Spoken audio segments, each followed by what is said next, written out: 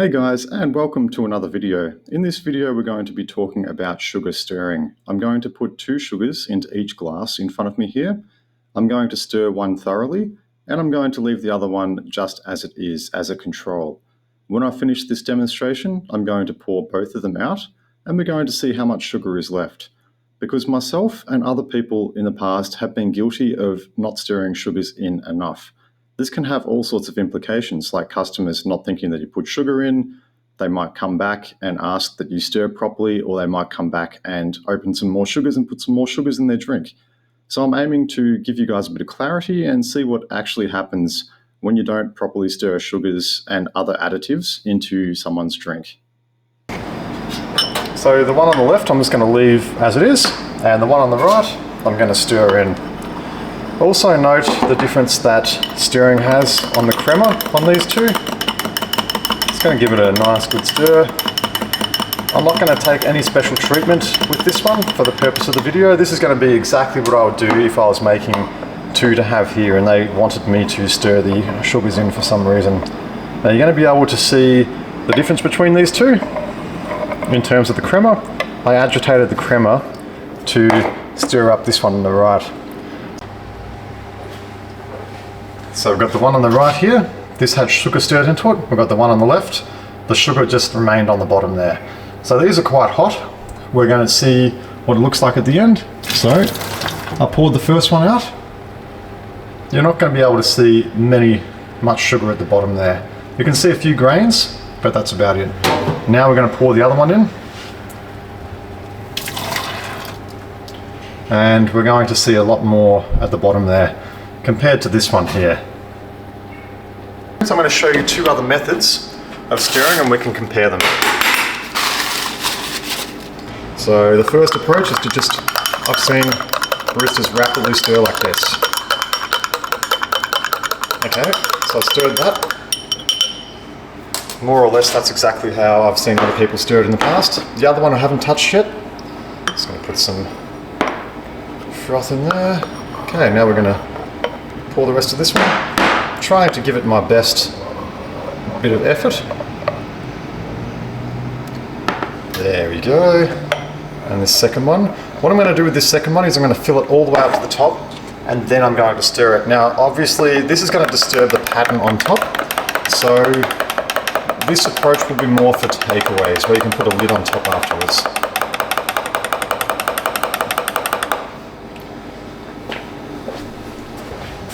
Okay, so let's start with the one on the left. Now this one, we stirred the sugar into the espresso. That's looking pretty good. It looks like most of it was dissolved. Now this one, we stirred right at the top. This is also good. Now, if we have 2 drinks and say right now, oh no, I don't know which one's which. They've been swapped around a little bit. Okay, so if I haven't stirred any of these and I think, oh, does any of them have sugar? Okay, well I'm going to try this one. Doesn't feel like it's got any sugar. You might be able to feel the granules at the bottom, especially if there's more sugars. Now listen to this. I can feel the granules on the bottom of the cup there that haven't been dissolved. So if you're making especially takeaway coffees and you make say 2 of them and you're not sure which has sugar or which doesn't, and you haven't done the stirring yet, you can definitely feel the granules. If you have done the stirring, it's going to think, okay, well, so let's say I've stirred both of these because I wasn't sure which one had sugar or something like that. Now, so we go back to this one that just didn't have sugar. Definitely can't feel any granules there. Feels very smooth. Go back to this one. I can just feel a tiny little bit of granules. And if you go back to the earlier parts of this video, when I tipped these drinks out, you'll be able to see that there were a few little granules left right at the bottom. I want to do one more thing, which is to see how many sugars we can dissolve into one latte.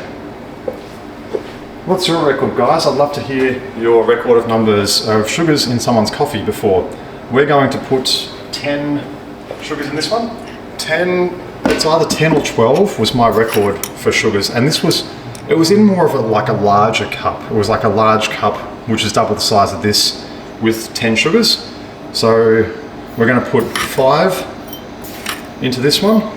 3, 4, 5. Looks like a fair bit of sugar, but let's see how easy it is to do 10. We'll do 10. So 6, 7, 8, 9, 10.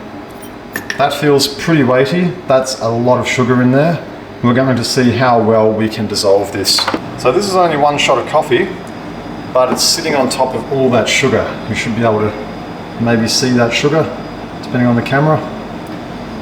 So it's gonna, no, I'm not even gonna do that. If I had to do this for a customer, this is exactly what I'd be doing. I'd fill it up to about 3/4 of the way, and then I'm gonna give it a very good stir. It feels very thick at the bottom, as you can probably imagine it would. Just gonna keep going.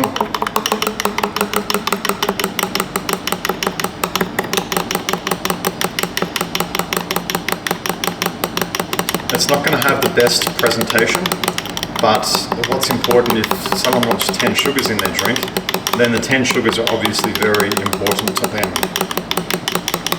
So it's not as much about the presentation. They'd much rather have bad presentation, but 10 sugars well stirred in, than good presentation and the sugars were sitting at the bottom. Now, that's as much stirring as I am comfortable doing for someone's drink. I can't stand there for an extra minute and do it. Now, we're going to take a look at the other end about what this looks like when it comes out. As you can see, this has the worst presentation out of all of them, but I gave this a really good stir. So, look at that. Managed to stir basically all of it in there. This is a bit more of an extreme example to stir 10 sugars into someone's drink. And just to kind of give you an idea of how well that would actually stir in, if I were to not stir it at all, there'd be a very large lump of sugar right at the bottom of the cup. And some customers in the past have told me that they don't mind that. They actually like that last bit, which is really sweet, almost like a syrup. But most customers, I think, would prefer their sugar to be stirred in.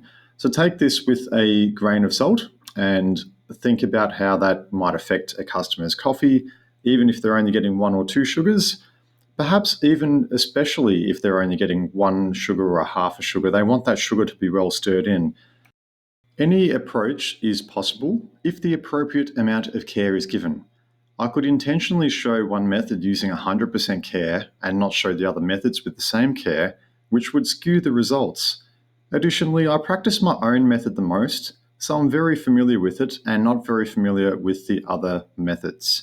We're going to talk a little bit about the addition of syrups as well. This is something that it took me a little while to get my head around as well when I first started, and this is why I'm making a video about it. It's a barista basic that should be able to help you out a little bit.